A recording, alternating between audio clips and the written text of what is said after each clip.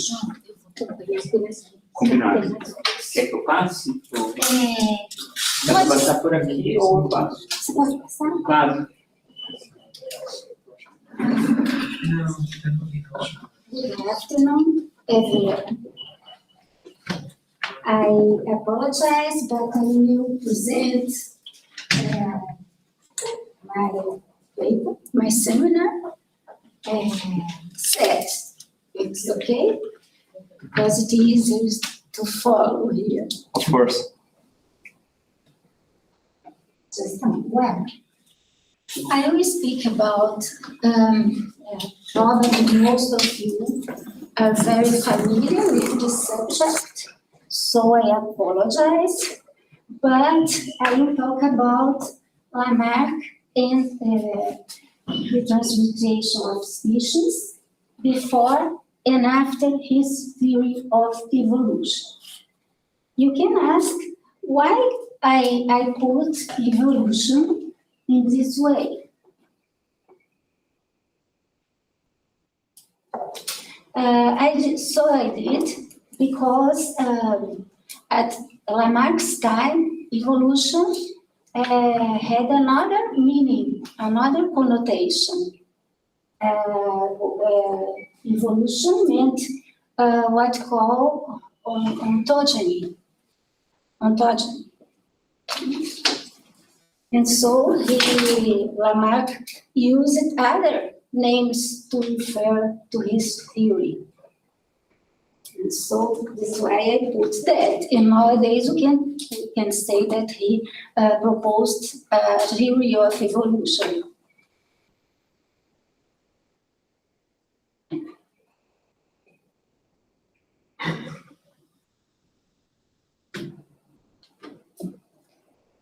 Well, let's start.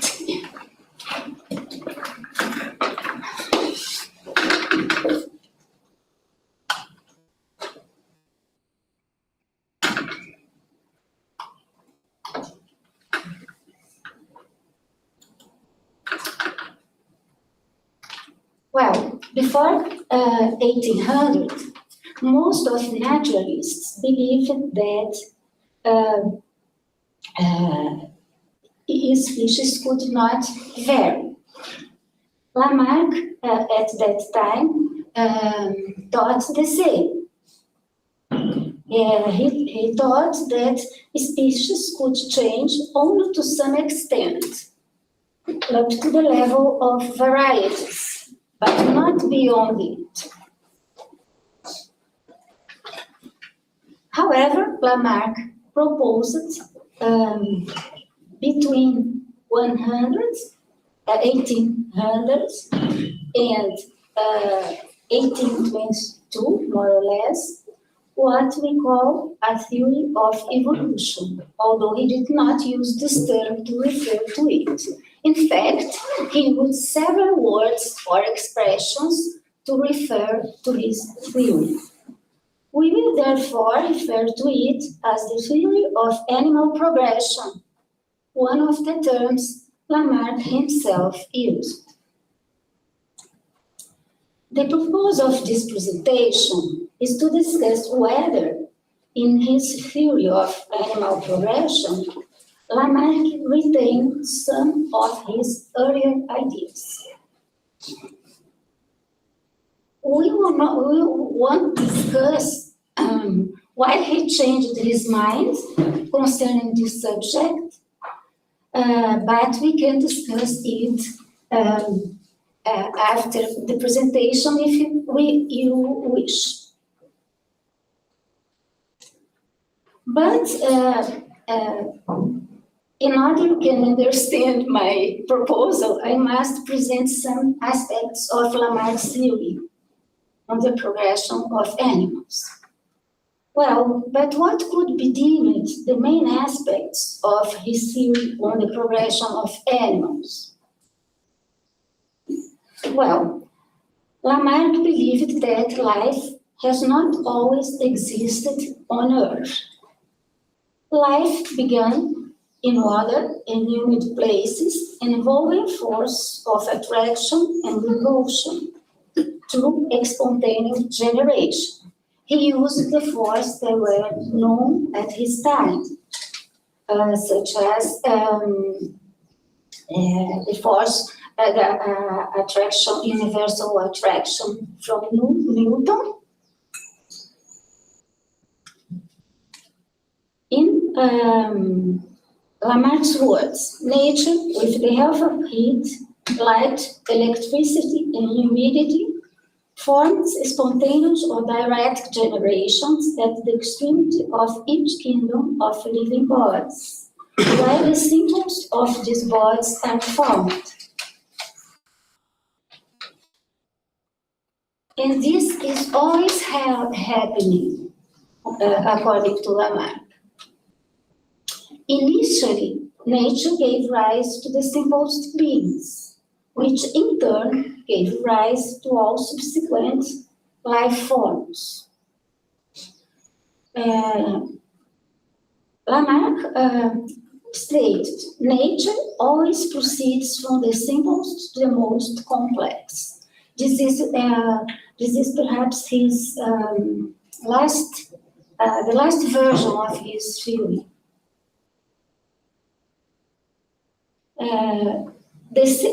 According to Lamarck, the simpler beings are constantly forming. The animals departing from a kind of bacteria, perhaps, called Monodaterma, and the plants from the Mucorviricidensis, a kind of fungus, perhaps. These are some drawings from Lamarck. He could see this organism like that with the microscope of that time. He couldn't see the structures present inside them. So he saw these organisms disappearing in winter, and after that reappearing in the summer. And so, well, yes, but there are more. According to Lamarck, plants and animals have separate origins. First, he believed that animals had a single origin, but after that he changed his mind, admitting that animals had two origins, one through the infusoria and the other from worms. And he presented this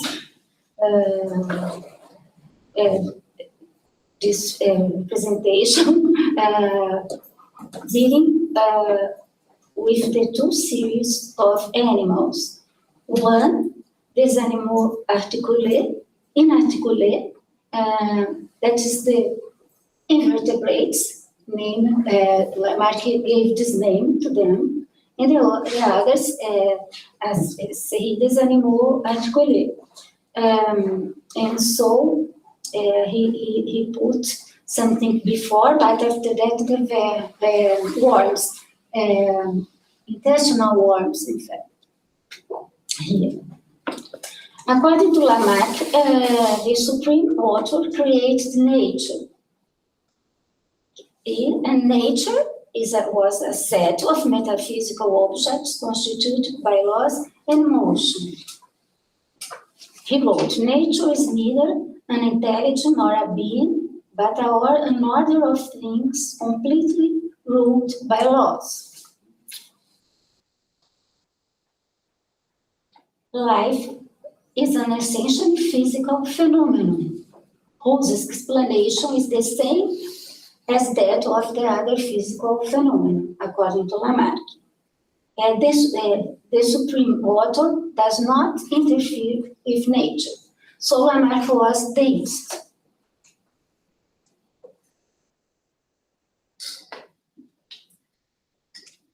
He stated, life is merely a physical phenomenon resulting from two essential causes, namely, a state and order of things that exist in the parts of the body that are observed, a driving cause or provocateur of the successive movements within the body.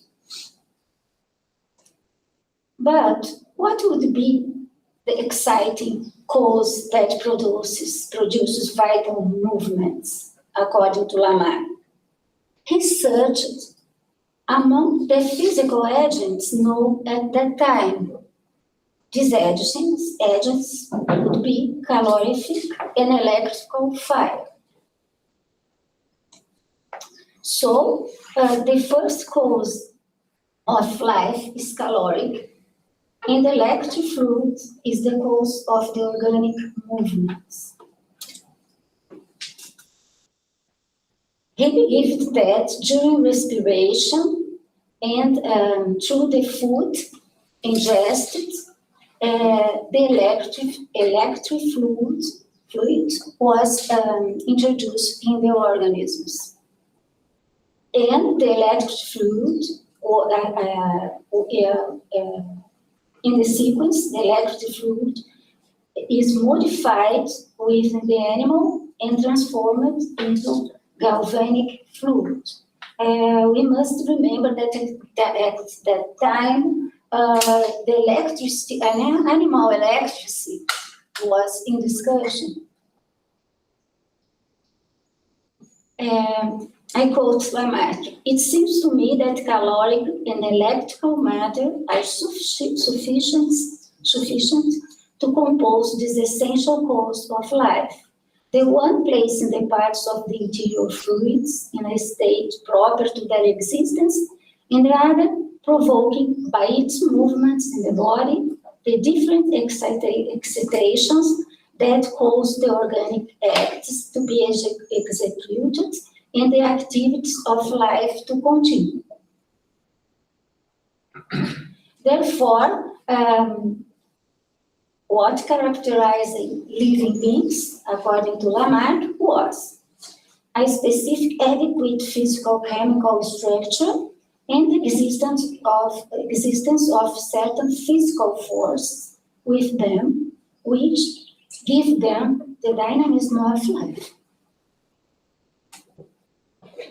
And in the two final versions of his theory, Lamarck proposed 4 laws related to the transformation of species. The first one involved a tendency towards increasing the complexity in relation to ontogeny and phylogenesis. He wrote, life by its own forces continually tends to increase the volume of the whole body that possesses it, and to extend the dimensions of its parts up to a term which it brings to itself. This law was responsible for 2 things. What happens to a species and what happens to the individual. Through this law, he tried to explain the progression along the animal scale and the development of the individual from the egg to adulthood. In the second law, Lamarck tried to explain the emergence of a new part or organ. So he explained the intents of this kind of muscle, gastropathy. And he explained it through a new need the animal had, and this need made him touch the ground with his head, and towards several generations, the fluids inside the animal went in that direction, and so this part of their bodies was formed. The third law is related to the maintenance, the development or atrophy of a part or organ. And so it tries to explain, for instance, the neck of the giraffe, and also the state of the organs of vision of the mole for the use or not or using or not using those organs or parts. And the last law was the law of the inheritance of acquired characteristics that, of course, was not an original idea from Lamarck, and it's a very old one, in fact, and even Darwin accepted it. And Lamarck, contrary to Darwin, did not believe in the inheritance of motivations, for instance. He said that, he wrote that the modification, the change acquired during the life of the individual must be common to both parents to be transmitted to the offspring. And sometimes it didn't happen, even so. So Lamarck organized the lower animals, which he called invertebrates, as well the higher animals, vertebrates, into large taxonomic groups, which he called masses, documenting a progressive increase in their organization in relation to their essential organs, apparatus and systems. Well, although there is this tendency for increased complexity in relation to these groups, the action of circumstance would change this plan, causing the animal scale to appear branched in some of these parts. For instance, if you look at the mole in the group which the mole belongs,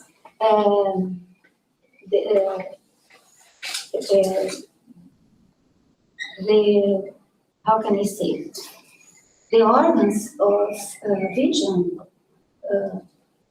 they are more perfect, and so the organ of vision shouldn't be in that state. And so Lamarck explains this by the action of the circumstance. For some circumstance, the mole starts to dig and be buried in earth, and during several generations, their eyes became more less perfect. What brought to the stage they are today, for instance. But if the circumstance change, it can change as well. This can change, but it will take lots of generations. Okay. But why does the tendency towards increasing complexity on the animal scales always continue?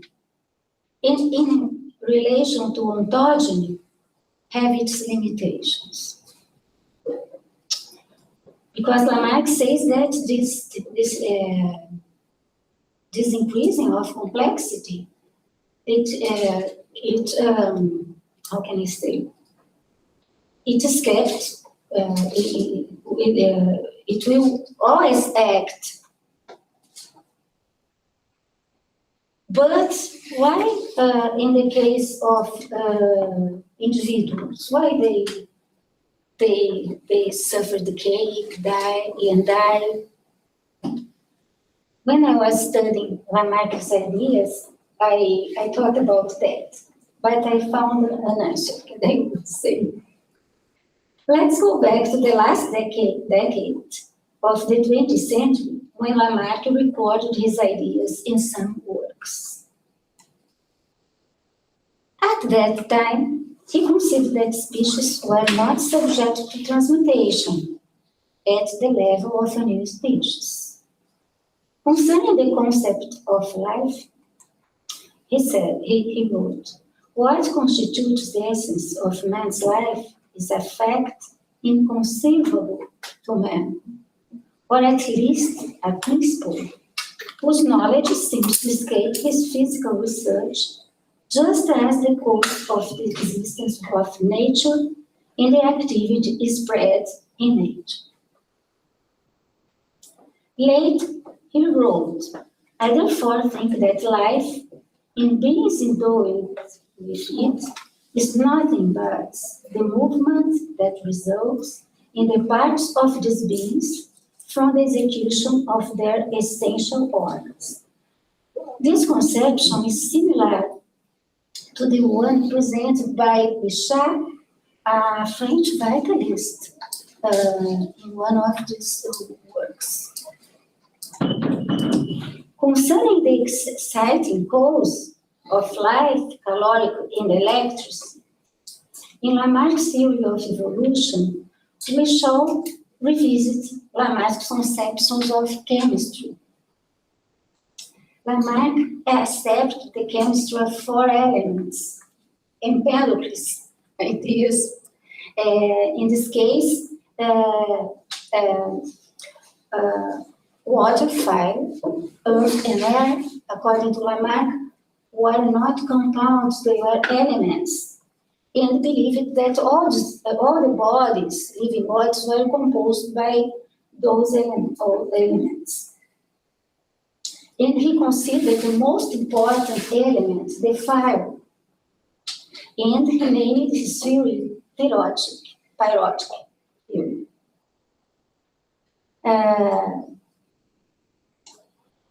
According to Lamarck, fire could appear in 2 states, in the natural state and in the modified state.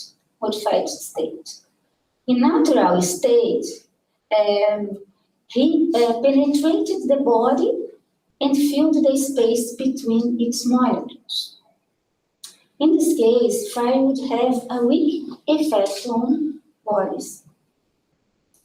But modified fire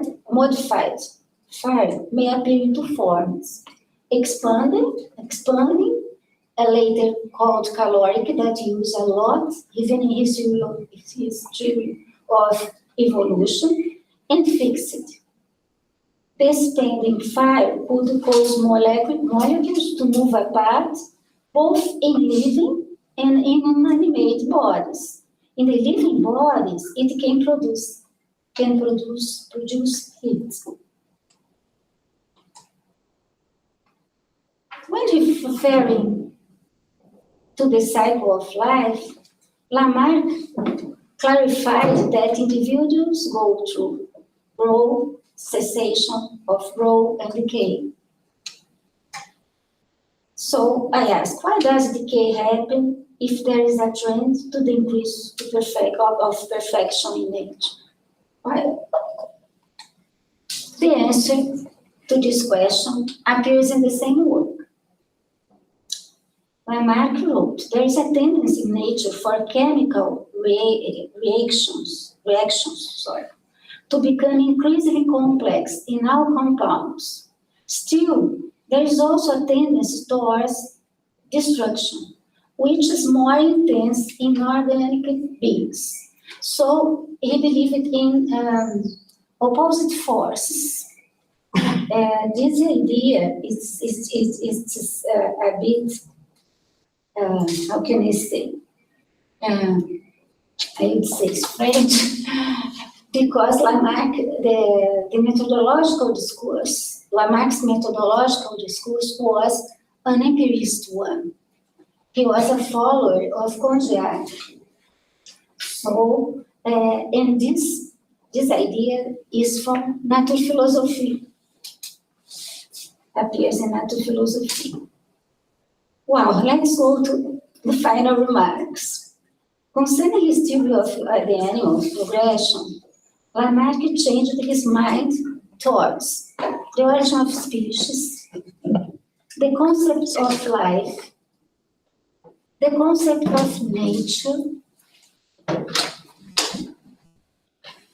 However, he kept in his theory of the progression of animals some previous ideas, such as the concept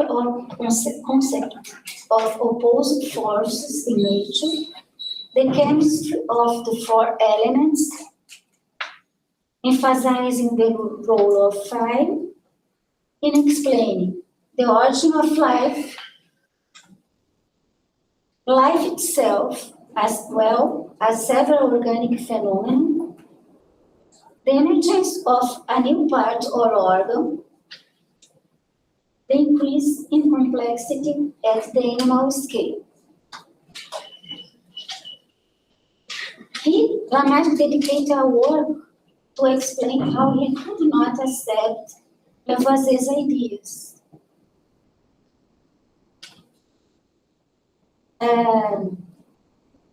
Departing from this case study, we can make a reflection concerning the science, natural philosophy, in their difficulty in abandoning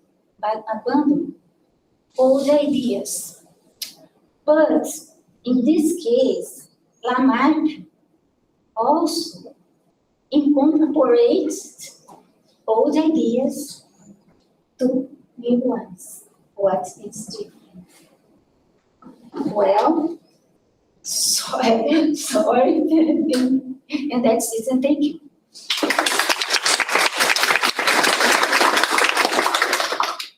Thank you. We have plenty of time for questions. Yes, thank you a lot, Lilian, for your talk.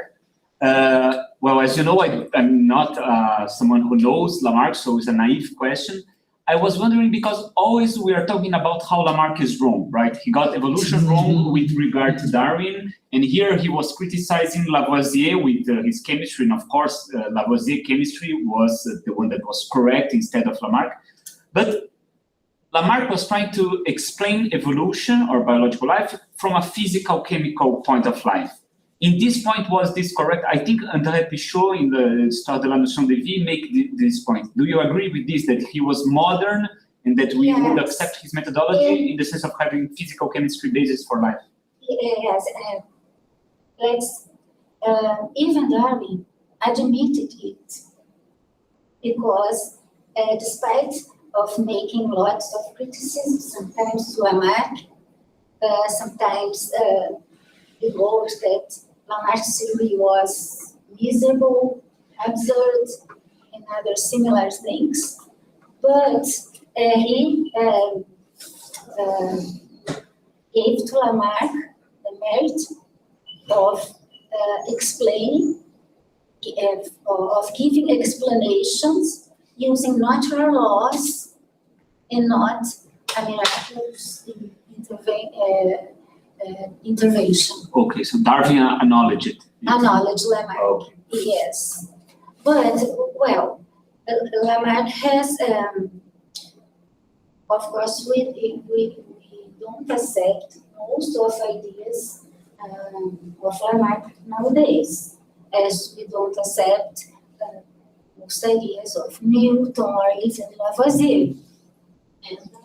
But at that time, he tried to build a theory dealing since with the origin of life until the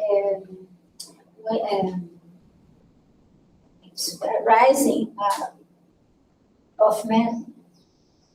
And so he tried to explain it through the physical was well known at that time. But, of course, his old ideas concerning, he kept the chemistry of the 4 elements. But it was part, because through this chemistry, he could explain lots of things, not only in his evolution theory, but also some organic phenomena. And so I think that, for instance, we see, for instance, Darwin keeping his ideas on pangenes until his death. Although there are new things appeared, there are some experiments, even Romans found no evidence in favor of it. he continued. He died believing it. So here, Lamarck was partial. He accepted, he kept some of his old ideas and introduced new ones. Thank you. I don't know if I answered the question. Yes, thank you. Yes, thank you, Lilian. It's always a pleasure to be here talking about Lamarck.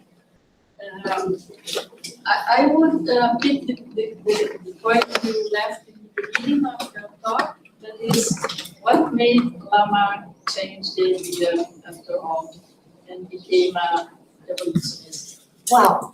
I think there is a study very careful made by Burkhardt.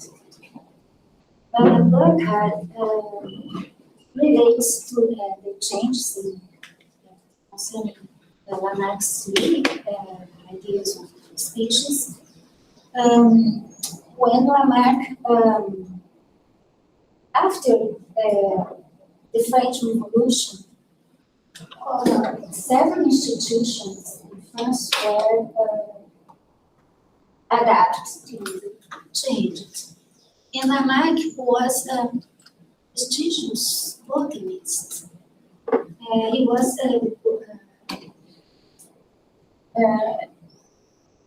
the botany of Jardin du Roi.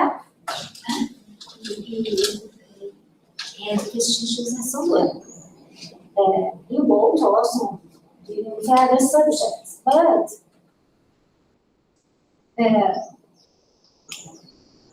he was how can I say? He had no choice. He had to change his subject of study. He was charged with the study of these insects, worms, and the invertebrates called after by Lamarck. And he had two tasks. One was organize the collections of the Museum of Natural History. Those collections had forms fossils and also alive mussels. And he had about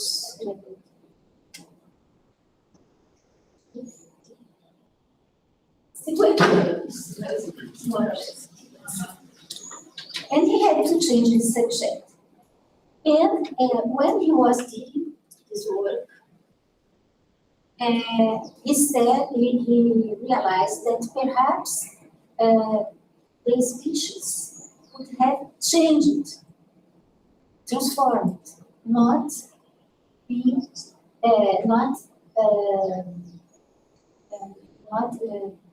extinct.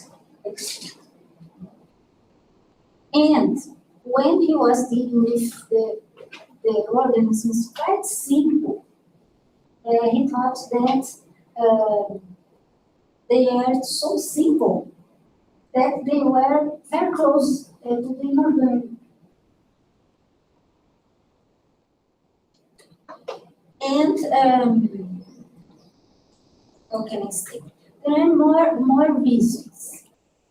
But what I think that changing the subject of research, of course, contributes to it. But the experts in Lamarck here can perhaps present other reasons. But what I think sometimes, I know that some people are against counterfactual histories. But sometimes I think that, for instance, if Lamarck, he had also to give a course to the students of zoology in the Museum of Natural History. If Lamarck had not changed the subject of research if he would, how can I say, admit the classification of species. So an epistemic and another social aspect.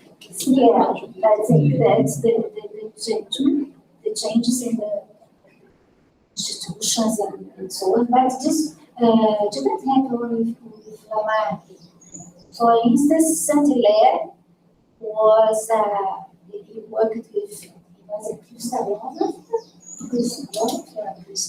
he worked with minerals, and he had to study the higher animals, or the animals Lamarck called vertebrates. And he did lots of contributions, Lamarck, because he made this division, because Jean Lamarck, the division accept was the old word from Aristotle, kept by Linneo, the animals with blood and without blood. Lamarck did that. He introduced some classes such as crustacea.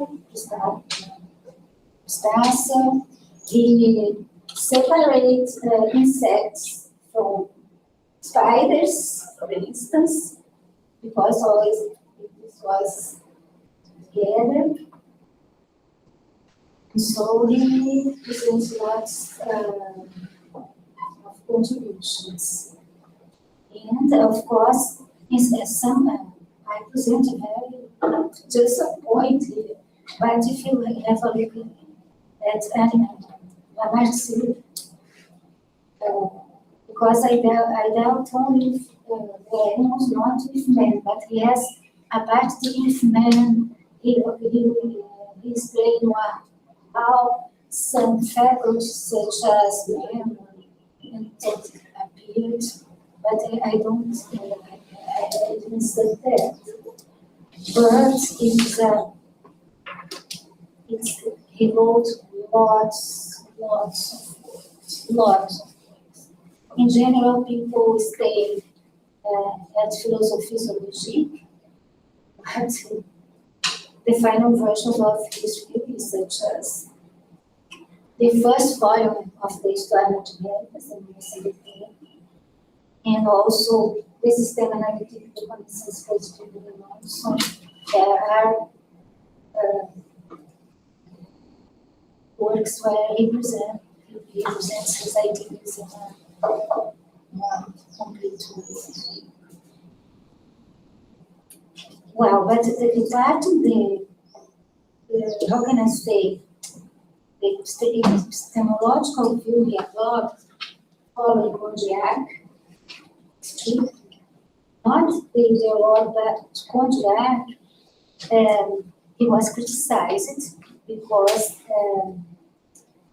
he said science must be grounded in facts, God by observation.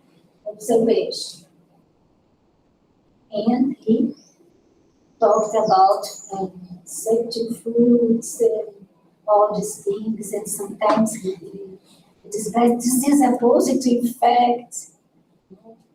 But behind Lamarck's theory, there is some metaphysical grid. If he admitted that, he shouldn't, there's no need for him to present foundation for some parts of his theory. But he couldn't do that because he would be criticized, and he was, because he couldn't accept a priori principles, some of them like that. Thank you. Are there other questions? Yeah, please. Hi, Lilian. Thank you for your talk. I'd like to ask you, well, I think it was the historian John Colton Green that said that Lamarck, he did everything that was necessary to be called a scientific revolution. Plus one thing, success. So you supervised a very, very good PhD thesis in which it was shown how Darwin was very diligent, very proactive to sell his ideas. I'm not talking about making money, but to convince people about his theories, his ideas. And so, to what extent would you rank this lack of success of Lamarck to this sort of entrepreneurship? So, to promote ideas, did he send his works, his books to key people, and why he was so hated by Fourier and key persons at that time? So can we explain why he did a lot of scientific work? He described the Brazilian tree, which is the national symbol of Brazil. Cisalpina declinata. It was named by him. So why this lack of success with these ideas? Well, perhaps my colleagues could add more things, but what I didn't pay attention to this part in my master's dissertation because it was a time when we didn't get any documents here. Today we have internet, so I hadn't had access to lots of materials. But I see some things. One point is described by Lamarck himself. He said, my theory, I said, I would abandon my theory if it is showed as devoid of foundation. But I know that he said, but I know this won't happen. Because what happened was that Lamarck's theory was not discussed in a broad space. There were some discussions, but not. And I think that Cuvier was a very strong figure, very strong character, respected, and he wrote, for instance, Lamarck's Eloge. And so, and Eloge was not published as it was written. It took some time to be published because it was so hard. And so in this Eloge, what I could see is that he mentioned contributions from Lamarck to, for instance, taxonomy and so on, and other things, not in these terms. But he put Lamarck's idea on evolution as it was part of a man who was not very well from his mind, of his mind. And so I think that perhaps colleagues that should know much more may say more things because these are no factors. But I think that the absence of a broad discussion, there are some works from Lamarck that were published with his how can I say, paid for that. For instance, and so Lamarck's life was a very sad one because He had too much children. he has imagined a lot, and some and their wives died, and Married 4 times because his previous wife all died, and he had between 10 and 12 children. So he had yes, and he couldn't. How can I say? When he was invited to take a place where he could learn some money, he was so sick that he couldn't accept it. So I think that's a very, I don't know, but Maybe I can comment during a few minutes on several aspects, if that's okay, just before the break. First, about thank you very much, because it's so difficult to read Lamarck. He was a very bad writer, so it's very hard to go into his books. And he also had this habit of huge self-quotation, and this is one reason that old ideas were embedded in new theoretical settings, because he self-quoted himself from books to books. So it's very difficult. It's a kind of a vital experience to read Lamarck, and you should try if you did not have. So this is your point, and I think you're fully correct. About chemistry, that could be of interest for Joao, because of course, for us, it's strange to see Lamarck be in opposition with Lavoisier, because Lavoisier is a kind of paragon of science. But Lamarck, he was looking for maximal generalization, something that could be reduced to a very few principles and explain everything on Earth. He was looking for terrestrial physics, to have a new kind of science.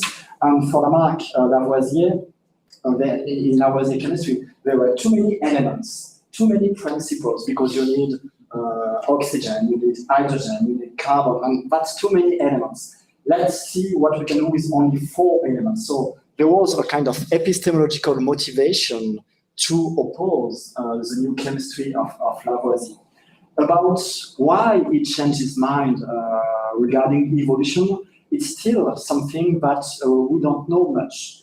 It's sure that when he moved from botany to animal zoology, this was tremendously important, because when he was named professor in the Museum of Natural History, he had to organize the collection. And to do that, he had to think about a system for animals about which we knew nothing about, invertebrates, unicells. So it was something that, okay, much of these animals we knew almost nothing. And the more rational way to organize that is to have something hierarchical regarding organization, anatomical organization. And this most probably was something important when he elaborated his view about evolution, because for Lamarck, the main empirical argument for evolution was animal classification. But we still don't know exactly because of the archives. We don't have much archives with Lamarck, and they are not very interesting. So we don't have letters like for Darwin or notebooks. For instance, we don't have the equivalent of Darwin notebook where Darwin's, okay, maybe it's like this and I can draw a tree. So for Darwin, we have many documents. For Lamarck, it's much more difficult. And why he did not succeed? Well, the basic answer was because he was wrong. But this, of course, is kind of joke. But he was very respected as a botanist, very respected as a zoologist and systematist. But most people thought at the very beginning of the 19th century that his view about evolution and biology were only bold metaphysical speculation. At the time, Lamarck was already very old, 60 and 70 for the time. He was 60 and 70 when he developed his evolutionary theory. And he was against Cuvier, against other people that were 30 years younger. And science, what was science changed drastically at that time. we need empirical support, we need very rigorous observation. And Lamarck was a very speculative thinker, and not at all someone that wanted to ground his view on hard empirical data. So this was one of the reasons. Other reason was that he was very, he had no social skills, to say that politely, and no political skills either. So in a sense, he was not prepared to have the kind of sociabilization that would be good enough to make his view more accessible for other people.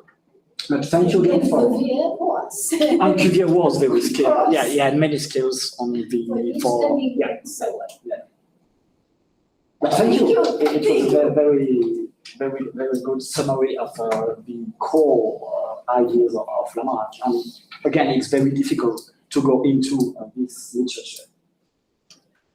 Okay, I think we could have the break unless there are other questions. But yeah, I think we can thank Thanks, again.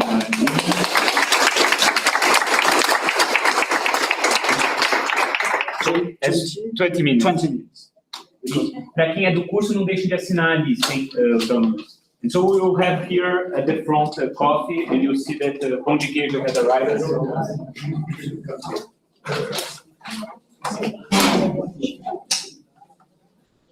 Talvez nessa mesa, também, porque fica mais fácil. Talvez ver alguma cada lugar.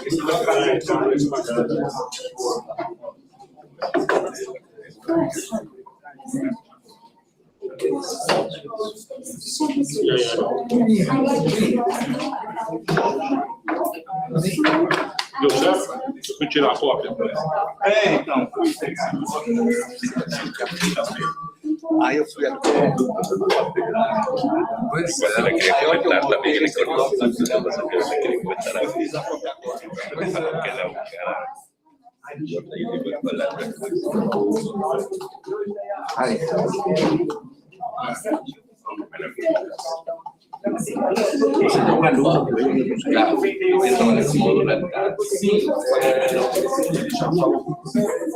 consigo marcar mas é uma capacidade